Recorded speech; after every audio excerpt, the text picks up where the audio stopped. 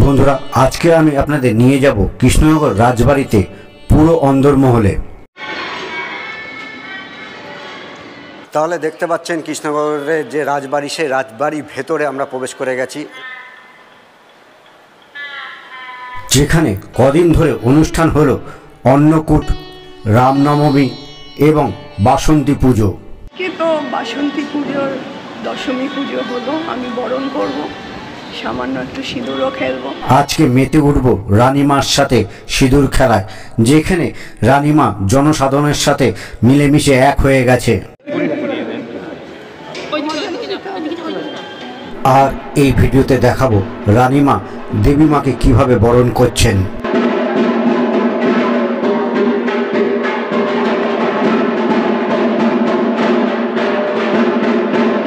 দেখাবো রাজা কৃষ্ণচন্দ্রের আমলে উনার ব্যবহৃত বহু জিনিস। এর পাশে নানা রকম যে প্লেট ডিশ রয়েছে এবং সব দেখাবো। বন্ধুরা, তার আগে একটা অনুরোধ, যদি ভিডিওটি আপনাদের ভালো লেগে থাকে তবে অবশ্যই চ্যানেলটিকে সাবস্ক্রাইব করে আমাদের পাশে থাকবেন, কারণ আপনার একটি সাপোর্টই আমাকে নতুন নতুন ভিডিও বানাতে উৎসাহিত করে। বন্ধুরা, আজকে চলে এসেছি কৃষ্ণনগরে। কৃষ্ণনগর থেকে এখান থেকে যাব আমি কৃষ্ণনগর রাজবাড়িতে। তো রাজবাড়ি যেতে গেলে এই সাইড দিয়ে আপনাদের অটো ধরতে হবে, তো চলুন অটো ধরি। বন্ধুরা, এখানে বলে দিই যে আপনারা শিয়ালদা থেকে কৃষ্ণনগর লোকাল বা লালগোলা লোকাল ধরে আপনারা কৃষ্ণনগরে পৌঁছে যেতে পারবেন, আর সেখান থেকে টোটো ধরে 10 টাকার বিনিময়ে আপনাদের পৌঁছে দেবে কৃষ্ণনগর রাজবাড়িতে। তো চলে এসেছি কৃষ্ণনগরের রাজবাড়িতে।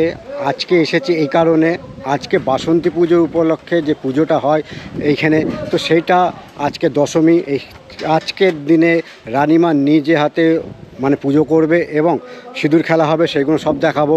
তো সঙ্গে থাকবেন, দেখতে থাকবেন। এটি হচ্ছে রাজবাড়ির সিংহদুয়ার, আর রাজবাড়ির ভেতরটা দেখতে পাচ্ছেন একেবারে সবুজে সবুজে ঘেরা। তাহলে দেখতে পাচ্ছেন কৃষ্ণনগরের যে রাজবাড়ি, সেই রাজবাড়ির ভেতরে আমরা প্রবেশ করে গেছি। এবার ভেতরটা ঢুকবো, চলুন।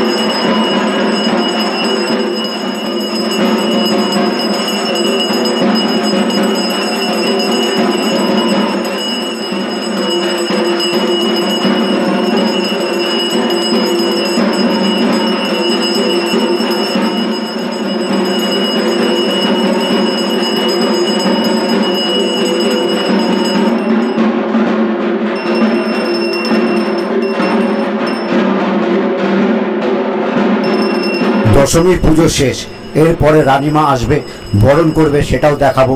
তার আগে চলুন একটু রাজবাড়িটাকে ঘুরে নিই। সত্যি অনবদ্য সব কারুকার্য, আর বেলজিয়ামে যত ঝাড়বাতি যখন জ্বলে উঠবে তখন সত্যি ভালো লাগবে। আর এইটা হচ্ছে এখানকার রাজবাড়ি ঠাকুর দালান। এইখানে যত পুজো হয়, জগদ্ধাত্রী পুজো, দুর্গা পুজো এবং বাসন্তী পুজো। এখানে এখন আপাতত দেখা যাচ্ছে যে রাজা কৃষ্ণচন্দ্রের যেসব জিনিস ছিল সেসব জিনিস কিছু বাইরে বের করে রেখেছে, দর্শকদের জন্য, যারা এসে দেখতে পারবে। পুরনো এখানে হোলোগ্রাম দেখতে পাচ্ছেন, আর এইখানে পুরনো ঘড়ি দেখতে পাচ্ছেন। এগুলো সিন্ধুক আগেকার দিনের, এগুলো বাইরে বের করে রেখেছে। এর ভেতরে যেসবগুলো আছে সেগুলো হচ্ছে সব ক্যামেরা, নানান রকম ক্যামেরা দেখতে পাচ্ছেন এখানে, ক্যাননের ক্যামেরা, নানান রকম ক্যামেরা এখানে রয়েছে। আর এইটা হচ্ছে স্টাইপিস্ট, স্টাইপ করবার জিনিস রেখেছে। আর এইটার মধ্যে সব ঘড়ি রয়েছে, নানান রকম আইটেম রয়েছে। এটার মধ্যে হোলোগ্রাফে যেসব গান শোনা হতো সেসব গানের জিনিস রয়েছে। আর এইটার মধ্যে রয়েছে নানান রকম পুঁতির কাজের আইটেম রয়েছে। আর এইখানে অনেক ঘড়িও রয়েছে, এর মধ্যেও ঘড়ি রয়েছে অনেক। আর এর ভেতরে নানান রকম ছবি রয়েছে, এগুলো কার কার ছবি আমরা বলতে পারছি না। আর নিচটায় রয়েছে কিছু গহনার বাক্সের মতন জিনিস, টুপি, কাপড়ের টুপি, যেগুলো রাজস্থানীরা পরে সেই স্টাইলের টুপি। আর এইখানে একটা সরস্বতী দেবী রয়েছে, দেখতে পাচ্ছেন, এই যে সরস্বতী দেবী, পুরো শোকেসের মধ্যে সরস্বতী দেবীকে রেখেছে। এটা মানে পুজো হয়েছিল কি না না এখানে আর কেউ নেই যে আমরা বলতে পারছি না। তো এই সব আপনাদের দেখার জন্য, পাবলিককে দেখার জন্য এখানে বাইরে বের করে রেখেছে। এর ভেতরেও নানান রকম ঝাড় রয়েছে এবং ঘড়ি রয়েছে, নানান রকম মানে চীনামাটির পুতুল রয়েছে। এখানে একটা বাবা ভোলেনাথ রয়েছে, দেখতে পাচ্ছেন। এটা দেখতে পাচ্ছেন, এটা খুব সুন্দর একটা কাচের পালকির টাইপের করেছে, তার মধ্যে বাবা ভোলেনাথ, তারপর নানান রকম দেবদেবী এবং চীনামাটির নানান রকম মূর্তি রয়েছে, দেখতে পাচ্ছেন।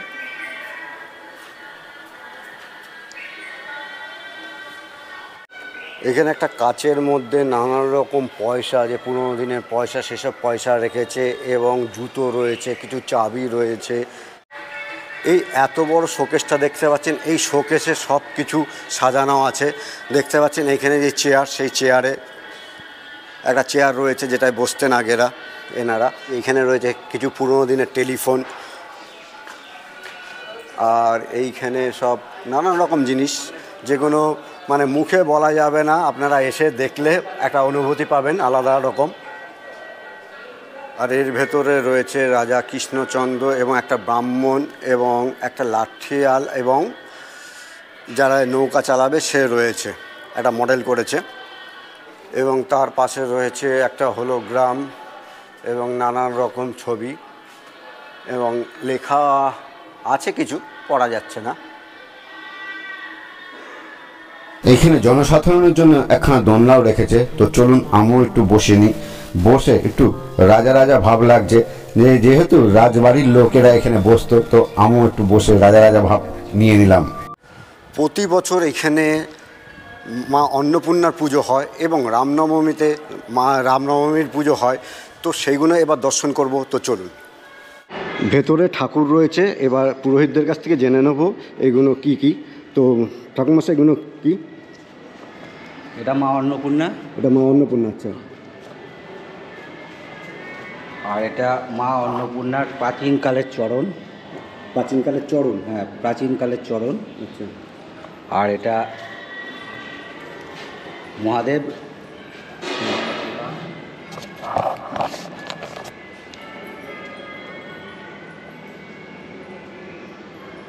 মহাদেব এটা। আর ইনি হলেন প্রভু রাম, শ্রীরামচন্দ্র। ইনি মা সীতা দেবী, লক্ষণ। আর এটা লক্ষ্মণ। আর এখানে আছে হনুমানজি। রাজবাড়ির ভেতরে দেখতে পাচ্ছেন, এইখানে একটা কাঠের বাড়ি মতন করেছে, কি সুন্দর কটেজ টাইপের, কি সুন্দর লাগছে। আর এইগুলো হচ্ছে পুরো রাজবাড়ির অন্দরমহল। আর এটা হচ্ছে রাজবাড়ির পুজোর জায়গা, দেখতে পাচ্ছেন, এটা পুজোর জায়গা।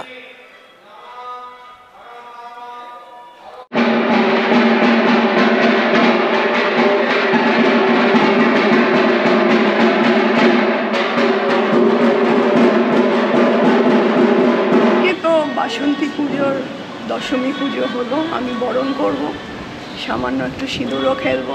একটু তাড়া রয়েছে, তাই জন্য বললাম সামান্য, কারণ আমি 2:30 তেহট্ট বেরিয়ে যাবো।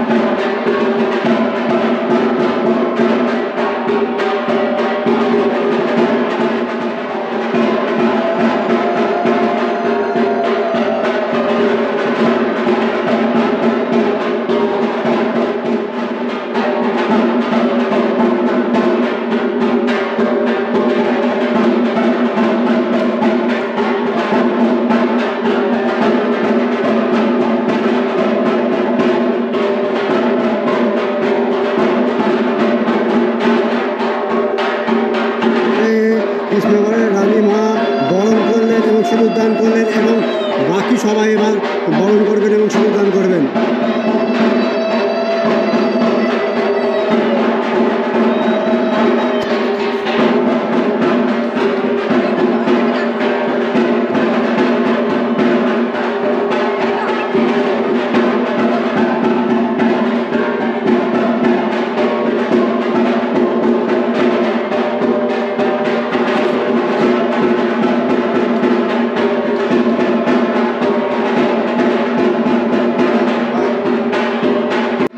এখানে রানীমা রাজামশাইকে সিঁদুরের টিপ লাগিয়ে দিচ্ছে, দেখুন।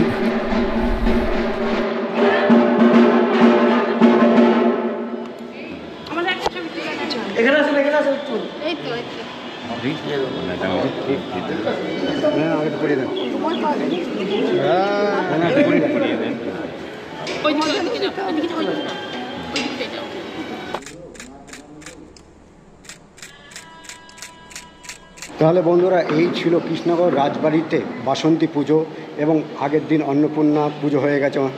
তো এখানে রানীমা নিজে এসে মানে আরতি করলো এবং সাথে সবার সঙ্গে সিঁদুর খেলা খেললো। তো সব দেখালাম। কেমন লাগলো ভিডিওটি অবশ্যই জানাবেন কমেন্টের মাধ্যমে। টাটা।